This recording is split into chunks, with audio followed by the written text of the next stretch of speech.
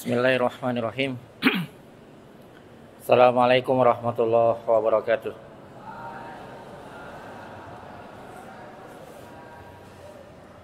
Alhamdulillahi rabbil alamin. Wa bihi nasta'in ala umuri dunya waddin.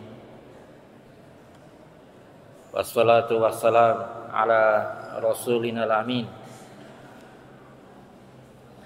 Wa ala alihi wa sahabatihi ajma'in. Alhamdulillah, Bapak-bapak pembimbing, Bapak pemimpin umum, serta sidang jamaah sholat maghrib yang dimuliakan oleh Allah Subhanahu wa ta'ala. Alhamdulillah, kita masih pada pasal yang kelima dari kitab tentang adab-adab seorang penuntut ilmu yang dikarang oleh Burhanuddin Az-Zarnuji rahimallahu ta'ala. Kita sampai pada perkataan muallif. Qala al-muallif rahimallahu ta'ala, mengutip beberapa syair yang ada. Wa unshidtu li ghairihi tamannaita antum siya fakihan munazira bi ghairi ana'in wal jununu fununu. Kata penyair ini dalam ungkapan syairnya,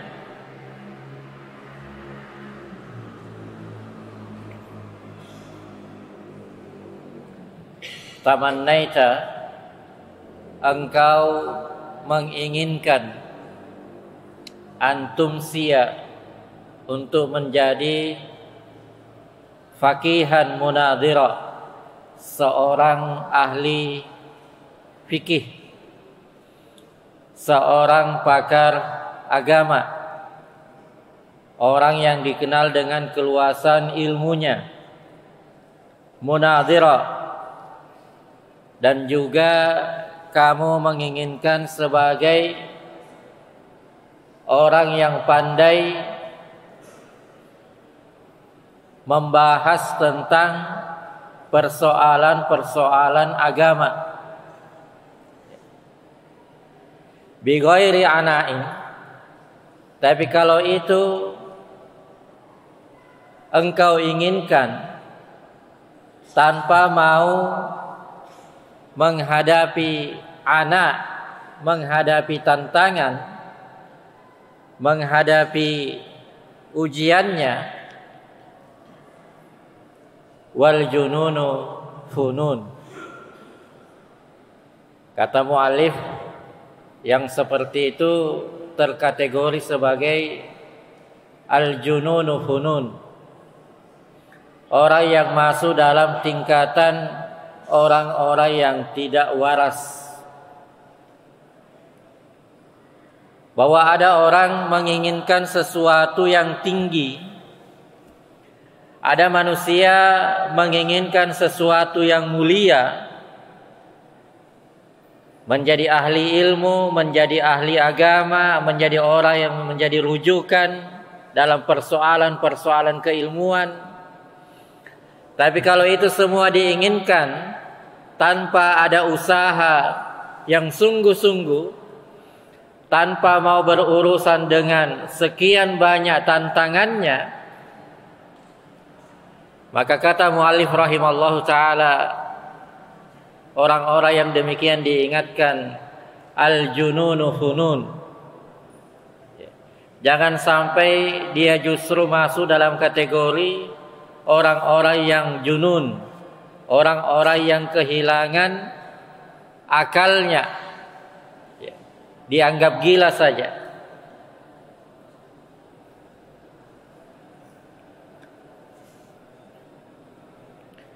Jadi ya, kategori gila ini ternyata banyak. Kalau dalam media hari ini dikenal dengan ODGJ, orang dalam gangguan jiwa. Ya. Macam-macam jenisnya, macam-macam modelnya. Ya. Ternyata dalam urusan menuntut ilmu itu ada juga klasifikasinya. Ada juga sindirannya, ada juga golongannya. Bahwa orang-orang yang tidak mau berusaha, orang-orang yang hanya cita-citanya saja yang tinggi, maka itu disebut sebagai orang-orang yang junun juga. Walaysa iktisabul mali duna masyaqqatin. Penyair kemudian memberikan satu perumpamaan yang sederhana, satu analogi yang mengena. Kalau manusia menginginkan harta, materi dunia, itu saja dicari dengan susah payah.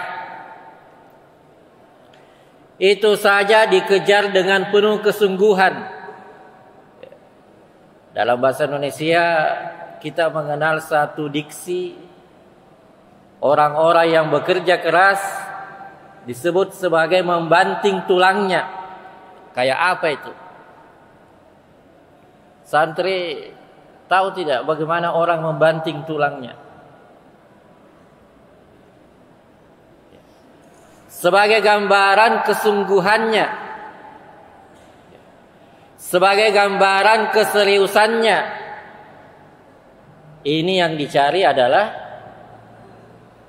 harta, dunia, materi. Kadang disebut siang jadi malam, atau malam berubah jadi siang. Apalagi kayak di kota-kota besar, untuk mengejar kereta,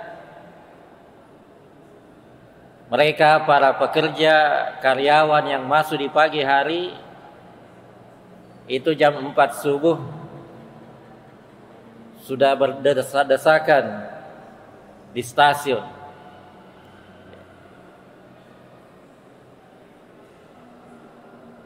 Belum lagi pulangnya. Jadi berangkatnya anaknya belum bangun, dia pulang ke rumahnya. Di mana anaknya? Anaknya sudah tidur.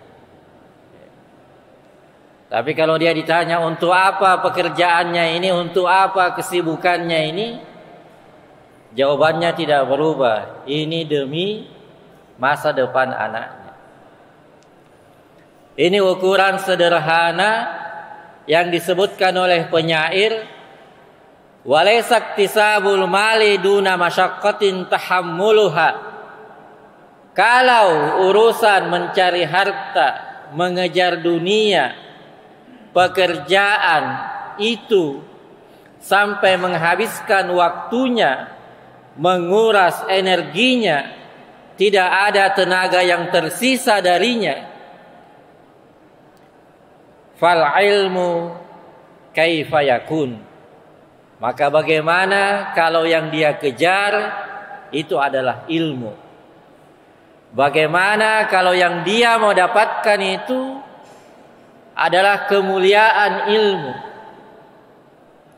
yang sudah pasti jaminannya adalah keselamatan dunia akhirat. Yang disebut bahwa ilmu ini bisa mendekatkan ke surga. Fal ilmu kaifa yakun. Maka seharusnya dan semestinya orang-orang yang menahbiskan, mencatatkan, menamai dirinya sebagai seorang penuntut ilmu, tentu usahanya harus lebih sungguh-sungguh lagi.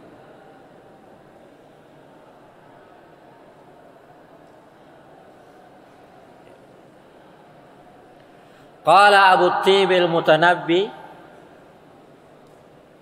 seorang penyair yang lain, juga dikutip ungkapannya oleh penulis rahimallahu ta'ala. Ia menyebutkan, walam ara fi uyubin nasi aiba. Kata Mutanabbi, penyair ini, saya, kata dia, tidak melihat ada aib manusia yang lebih besar dari sekian banyak aib-aib tersebut, kanaksil qadirina alat tamami, bahwa tidak ada aib yang lebih besar dari seorang manusia yang ia pernah dapatkan kalau orang itu punya potensi, punya kesempatan, ada peluangnya, tapi kata dia, naksil qadirina ala tamam, dia sendiri yang menghilangkan kesempatan itu. Dia sendiri yang menutupi potensi besar yang Allah Subhanahu wa taala berikan itu. Maka ini disebut Mutanabbi sebagai satu aib besar yang dia tidak melihat ada aib, ada kesalahan yang lebih fatal daripada kesalahan tersebut.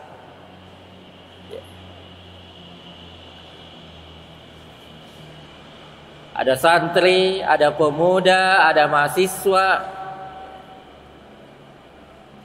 yang potensinya besar, tapi dia justru minta yang kecil. Itu namanya menutupi potensi.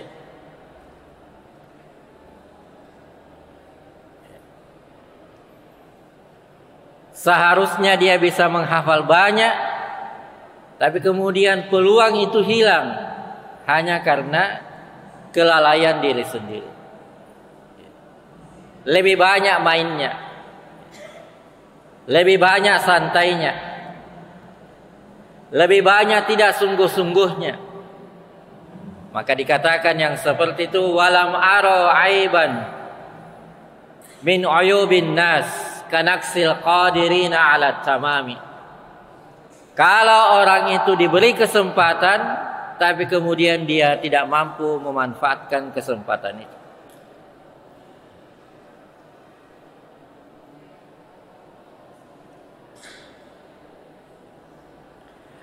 Adik-adik misalnya sangat kuat untuk sholat sunnah 2 rakaat, ya.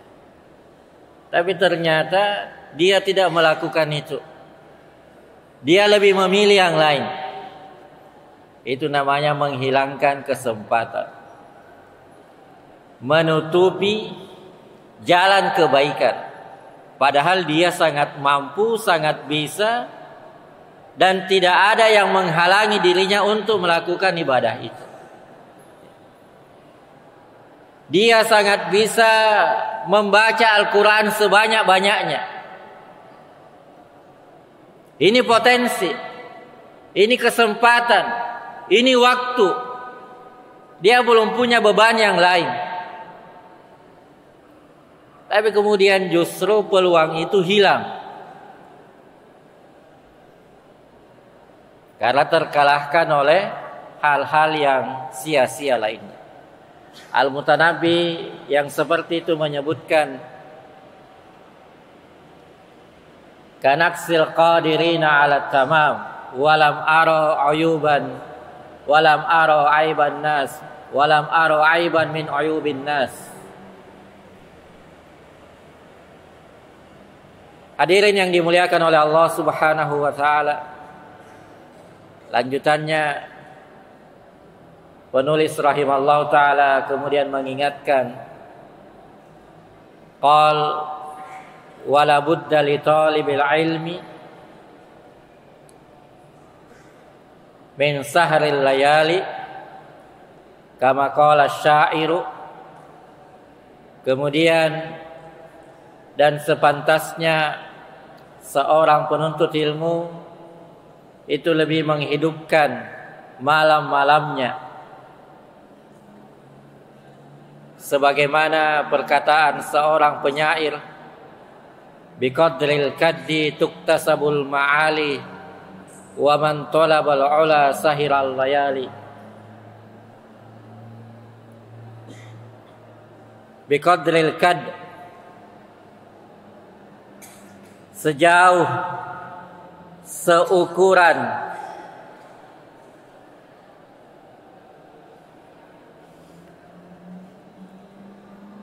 kepayahan yang dilalui, tuktasabul ma'ali, maka seperti itu pula kemuliaan yang akan didapatkan. Sebanyak kesulitan yang dia bisa lewati,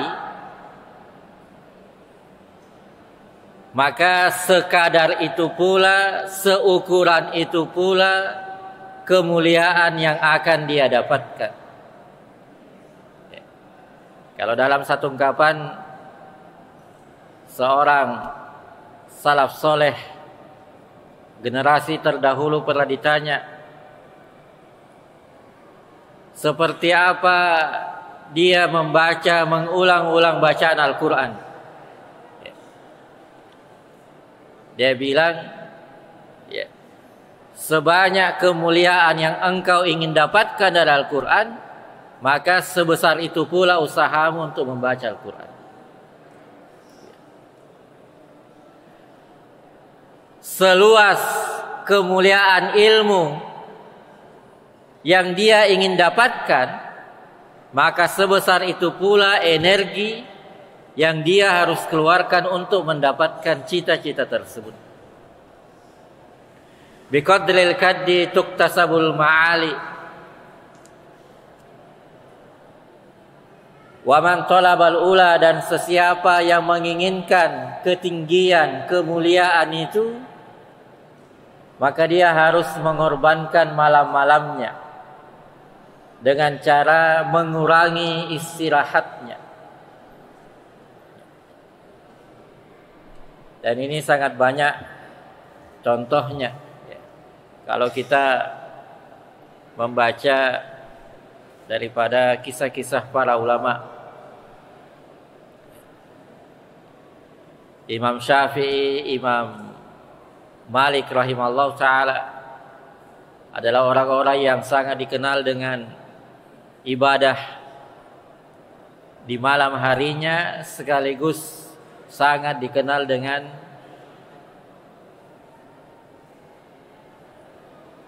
kesungguhan dia menghidupkan malam-malam dengan banyak membaca. Ada yang menyebut terkadang satu malam bisa diselesaikan atau bisa dipakai untuk menghabiskan 60 sampai 70 persoalan. Ada sekian banyak pertanyaan, ada sekian banyak persoalan. Imam Syafi'i bisa merumuskannya dalam satu malam. Ada juga dalam riwayat disebutkan beberapa tahun berlalu, maka wudu solat subuh itu juga yang dipakai ketika dia masih wudu di solat isya'nya. Artinya malamnya hidup, karena wudu solat isya'nya terpakai di solat subuhnya. Dan tentu sangat banyak lagi. Ini semua memberikan motivasi untuk kita semua, secara khusus para santri. Karena kita tidak membayangkan atau tidak bisa membayangkan bagaimana dulu para ulama di dalam menuntut ilmu, di dalam mencari ilmu. Bahwa ilmu yang kemudian dikenal dari para tokoh-tokoh agama para ulama hari ini itu tidak dihasilkan pada satu pertemuan saja dan kemudian langsung selesai. Hadir di majelis ilmu kemudian seolah-olah otomatis menjadi ulama. Tetapi itu diulang, dibaca berulang-ulang, ditanyakan, dibaca kembali, dan seperti itulah. Imam Al-Bukhari rahimallahu ta'ala juga pernah ditanya apa rahasianya di dalam membaca atau menghafal hadis. Ia menjawab bahwa yang pertama kesungguhan di dalam mencari,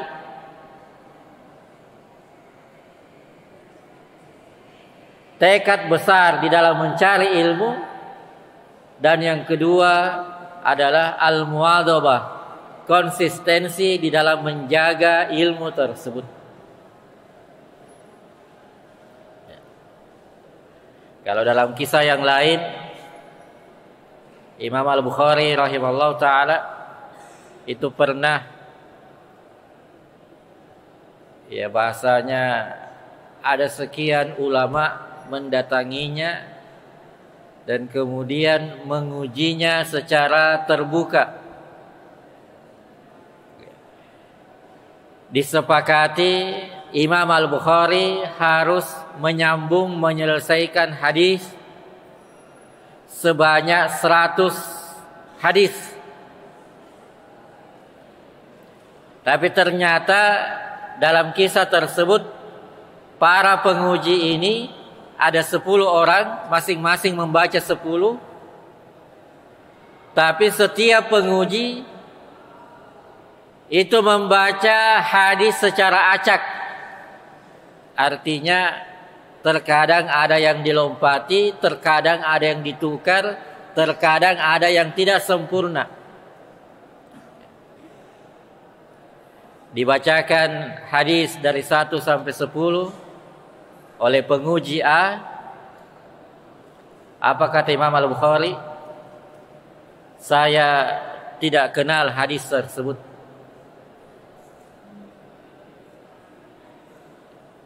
Yang kedua dibacakan dari 11 ke 20, dari 21 ke 30 dan seterusnya.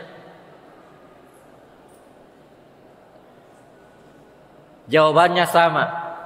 Imam Al-Bukhari mengatakan saya tidak kenal hadis tersebut dan saya tidak bisa melanjutkannya. Karena ini dilakukan di tempat umum. Dalam kisah itu disebutkan orang-orang mulai bertanya, mempertanyakan Imam Al-Bukhari yang disebut sebagai penghafal hadis. Tapi ternyata semua soal yang diujikan itu tidak ada yang bisa dia jawab, tidak ada yang bisa dia sambung, tidak ada yang bisa diselesaikan.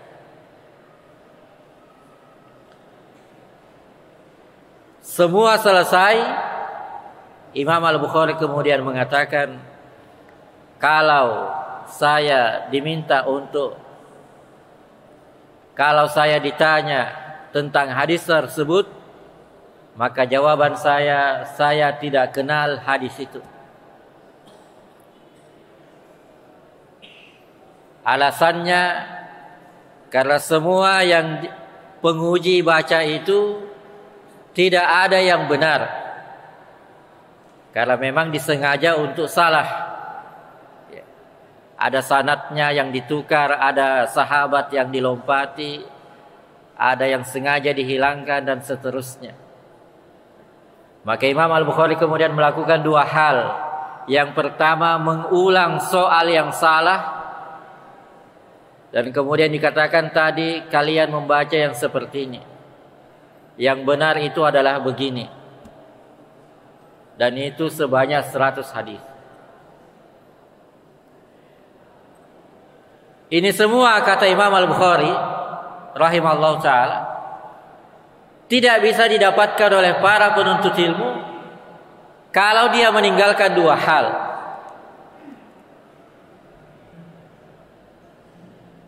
Apa yang pertama tadi?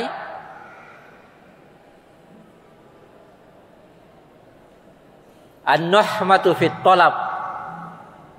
Adanya obsesi besar untuk mencari ilmu.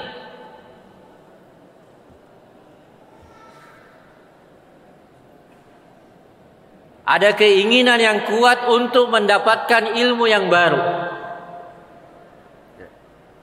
Artinya hadir di majelis ilmu itu adalah satu poin, itu adalah satu bentuk kesungguhan. Tapi kata Imam Al-Bukhari itu tidak cukup kalau dia hanya hadir saja. Kenapa? Karena langkah kedua kata Imam Al-Bukhari, wa mudawamatun nazar. Adanya mudawamah, adanya konsistensi, mengulang-ulang apa yang sudah didapatkan,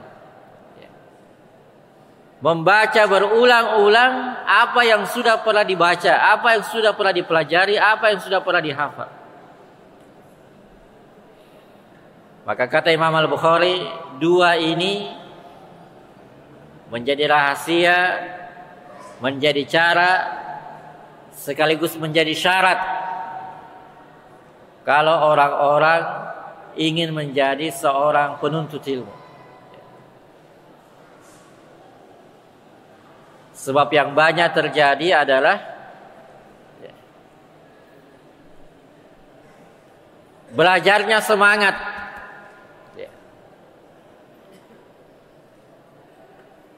rajin bertanya,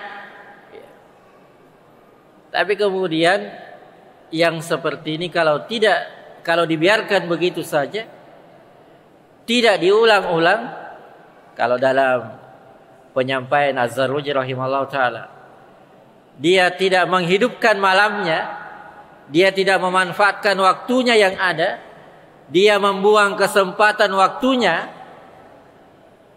maka semua itu dikatakan akan hilang. Al-Mutanabbi menyebut sebagai aib bagi seorang penuntut ilmu. Az-Zarruji rahimahullah ta'ala menyebut al-jununu funun. Orang gila yang seperti itu. Mau belajar tapi tidak sungguh-sungguh. Mau menghafal tapi banyak mainnya. Mau menjadi ulama tapi kemudian tidak serius. Menjadi orang yang sukses tapi kemudian tidak ada kesungguhan, tidak ada kedisiplinan. Az-Zarruji menyebut al-jununu funun. Cukup dia masuk dalam kategori orang-orang yang gila saja. Rahimallahu ta'ala. Hadirin yang dimuliakan oleh Allah subhanahu wa ta'ala. Lanjutannya, tarumul aizza summa tanamu layla, yagusu fil bahri man talabal lali. Engkau menginginkan al-izz, kemuliaan, tapi yang kamu lakukan adalah tanamu layla. Justru malam hari kalian hanya tidur saja. Yagusu fil bahri, mutiara itu, lanjutan dalam syair ini, mutiara itu di mana dia didapatkan? Ada tahu mutiara ya? Ada kenal mutiara? Di mana didapatkan mutiara? Bisa dipancing tidak mutiara ini? Bisa apa itu? Bisa diserok tidak? Orang mendapatkan mutiara pakai apa? Dia harus menyelam. Karena dia tidak ada di permukaan. Dia tidak ada di pertengahan. Dia ada di dasar lautan. Yagusu fil bahri, man talabal lali. Al-lali jama daripada lu'lu'.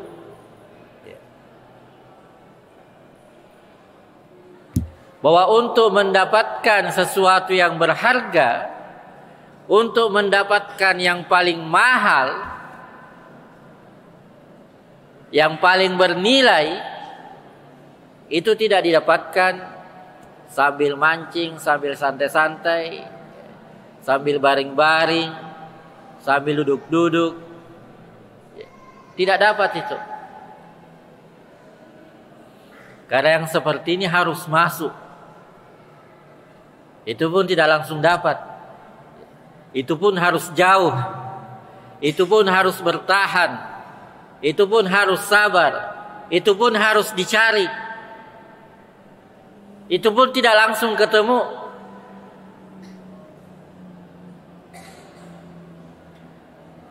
Yagusu fil bahri man talabal lali. Orang-orang yang ingin mendapatkan lu'lu', mendapatkan mutiara, mendapatkan sesuatu yang mahal,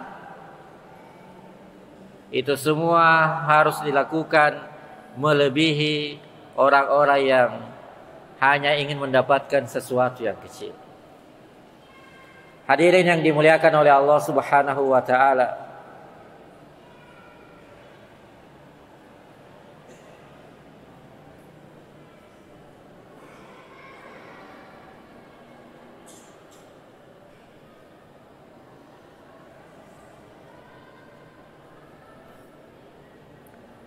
Ulul ka'bi bil himamil awali wa anil mar'i fi saharil layali. Taraktun nauma rabbi fil layali li ajli ridaka ya maulal mawali. Wa man ramal ula min ghairi kaddin ado'a al-umra fi talabil muhali. Fawafiqni ila tahsili ilmin wa ballighni ila aqsal ma'ali. Dan orang-orang yang menginginkan al-ula, ketinggian, kemuliaan, puncak ilmu, min ghairi kaddin, tetapi dia tidak mau melewatinya dengan susah payah. Dalam syair ini, dalam ungkapan ini dikatakan ado al-umra. Dia hanya membuang-buang waktu saja. Dia hanya menghabiskan usianya saja. Sedang itu dihabiskan fi talabil muhali. Hanya mencari sesuatu yang dia tidak akan dapatkan. Sia-sia usahanya. Tidak akan dia dapatkan apa yang dia cari. Tidak akan dia dapatkan apa yang dia inginkan. Karena sejak awal prosesnya, niatnya, kesungguhannya tidak sampai pada kadar yang dibutuhkan. Hadirin yang dimuliakan oleh Allah Subhanahu wa taala, terakhir dikatakan ittakhadal laila jamalan tudrik bihi amala. Orang-orang yang menjadikan malam-malam harinya, waktu-waktu senggangnya, jamalan sebagai kendaraan, sebagai onta, sebagai sesuatu yang dia naiki, maka tudriku bihi amala. Orang-orang yang seperti inilah yang akan sampai pada tujuannya. Orang-orang yang seperti inilah yang akan sampai pada apa yang dia harapkan. Karena waktu-waktu yang ada dia manfaatkan, dia jadikan sebagai kendaraannya, sebagai cara bagi dia untuk terus mengejar, mencari apa yang memang dia butuhkan sebagai seorang penuntut ilmu. Semoga kita semua menjadi orang-orang yang mendapatkan hidayah, orang-orang yang kemudian diberikan ilmu yang bermanfaat, ilmu yang didapatkan dengan kesungguhan, ilmu yang didapatkan untuk mendapatkan ridho Allah Subhanahu wa taala. Adanallahu wa iyyakum ajmain. Assalamualaikum warahmatullahi wabarakatuh.